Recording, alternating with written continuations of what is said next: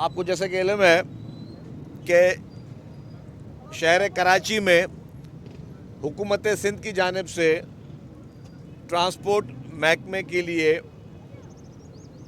और पब्लिक कराची की पब्लिक के लिए ट्रांसपोर्ट के मेगा प्रोजेक्ट्स जो हैं वो कुछ शुरू हो चुके हैं और बाकी जो है वो चल रहे हैं।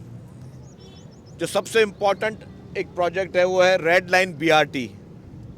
रेड लाइन बीआरटी ये पाकिस्तान का पहला प्रोजेक्ट होगा जो बायोगैस पे चलेगा। ये जो बसेज होंगी ये बायोगैस पे चलेंगी और इसके लिए पूरा कॉरिडोर जो है वो हुकूमत सिंध बना रही है।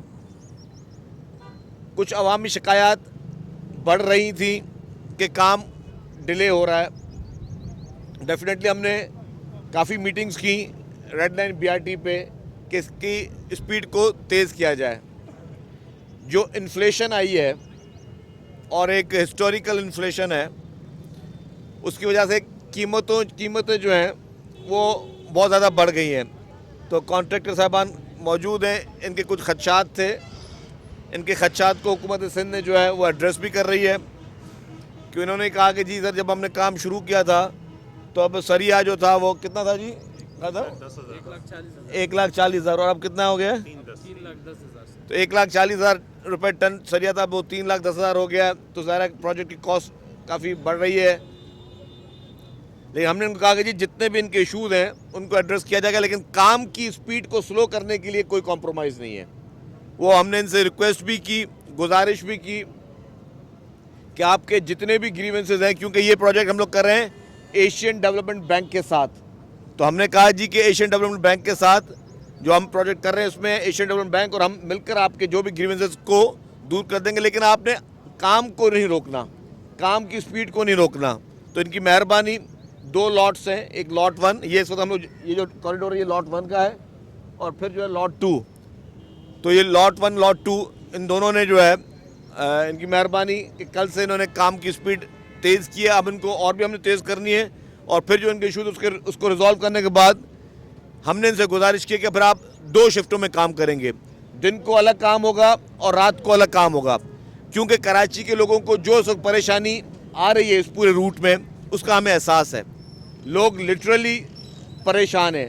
एज ए गवर्नमेंट मिनिस्टर मैं उसको एडमिट कर रहा हूँ, मैं इस पर कोई एक्सक्यूज़ नहीं बना रहा। मुझे पता है कि लोग परेशान हैं क्योंकि है उनकी बेहतरी के लिए प्रोग्राम, और जाहिर है कि जब आप कोई बड़ा सॉल्यूशन, बड़ी कोई चीज़ आपको मिलने जाती है तो उसके लिए थोड़ी तकलीफ़ लेनी पड़ती है। तो जिन लोगों को जो तकलीफ़ यहाँ पर हो रही है उनके लिए उनसे माजरत कर रहे हैं हम लोग, क्योंकि ज़ाहिर है जब भी कॉरिडोर बनना है, अंडर पासेस बनने हैं, ब्रिजेस बनने हैं, ये पूरी यहाँ पे ड्रेनेज लाइंस, स्टॉर्म वाटर, ये सारी चीज़ें बननी है। तो डेफिनेटली ये सारी चीज़ें, इनमें एक्सकेवेशन भी होगी, ये चीज़ें खुदेंगी भी सही और प्रॉब्लम भी होंगे, उसके लिए हम माजरत खुआएँ। लेकिन ये आपसे कह सकते हैं कि जी हुकूमत की तरफ से कोई डिले नहीं होगा, किसी किस्म का डिले नहीं होगा। वज़ीर आला साहब इज़ वेरी काइंड, उन्होंने ख़ास तौर पे कहा है कि जी इस प्रोजेक्ट में जहाँ पे भी कोई भी ज़रूरत होगी तो एक्स्ट्रा ऑर्डनरी हुकूमत सिंध जो है वो परफॉर्म करेगी।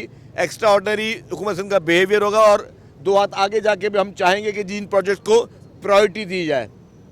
जो भी इन्फ्लेशन की वजह से, बजट्स की वजह से, बाकी जितने भी कट्स लगे, लेकिन चीफ मिनिस्टर साहब ने कराची में ट्रांसपोर्ट के किसी भी प्रोजेक्ट में कोई कट नहीं लगाया बजट में। उन्होंने कहा कि कराची के जो ट्रांसपोर्ट के प्रोजेक्ट हैं सिंध भर के ख़ास तौर पर, और ख़ास तौर पर कराची सिंध भर के ट्रांसपोर्ट प्रोजेक्ट, उन्होंने कहा कि चीफ मिनिस्टर साहब ने इस पर किसी किस्म की कोई कट बजट में नहीं दी जाएगी और आवाम को जितनी भी सहूलियात वो मुहैया की जा सकें वो वज़ीर आला साहब ने उसके लिए ही इज़ वेरी काइंड माशाल्लाह, और वो उसमें मदद कर रहे हैं। और उनकी हिदायत पर ही आज ये दौरा भी हम लोग कर रहे हैं और उन्होंने कहा कि पूरे रूट में देखें और इस काम की स्पीड को बढ़ाएं ताकि जल्द अज जल्द ये काम कंप्लीट हो सके, क्योंकि रमज़ान मुबारक भी आ रहा है, फिर ये आपको पता है कि मानसून का सीज़न भी आगे आ जाएगा। तो हम ये चाहते हैं कि इसमें स्पीड बढ़ाई जा सके।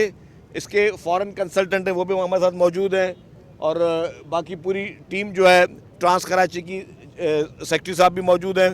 तो अभी हम मज़ीद आगे भी दौरा कर रहे हैं, आगे भी पूरे इस रूट को जाएंगे। तो लेकिन हम ये मीडिया से आज इंटरेक्शन का मकसद ये है कि मीडिया के ज़रिए आवाम को बताया जाए कि आप ये ना समझिएगा कि हुकूमत को कोई एहसास नहीं है और हुकूमत चैन के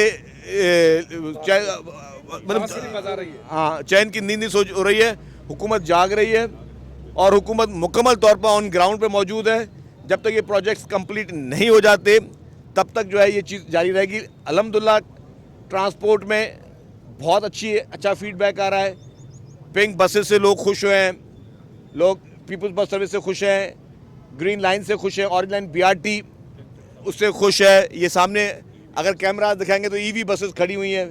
ये पाकिस्तान का वाहिद शहर है जहाँ पे आपको EV बसेस नज़र आ रही हैं। यहाँ पे ये वाहिद शहर है पूरे पाकिस्तान में जहाँ EV बसेस चल रही हैं और कहीं नहीं चल रही। तो अल्हम्दुलिल्लाह पाकिस्तान पीपल्स पार्टी की सिंध हुकूमत लीड लेकर बैठी हुई है और इंशाअल्लाह ताला हम उम्मीद करते हैं कि जिस तरीके से पाकिस्तान पीपल्स पार्टी की लीडरशिप के अहकामात हैं, चेयरमैन बिलावल भुट्टो ज़रदारी साहब के, प्रेसिडेंट आसिफ अली ज़रदारी साहब के और वज़ीर आला साहब की जो खुसूसी अहकामात हैं, तो इंशाअल्लाह ताला ट्रांसपोर्ट में जिस तरह हमने हेल्थ में और बाकी सेक्टर में बेहतरी की तो उसमें भी इंशाअल्लाह ताला जल्दी हम बेहतरी कर लेंगे।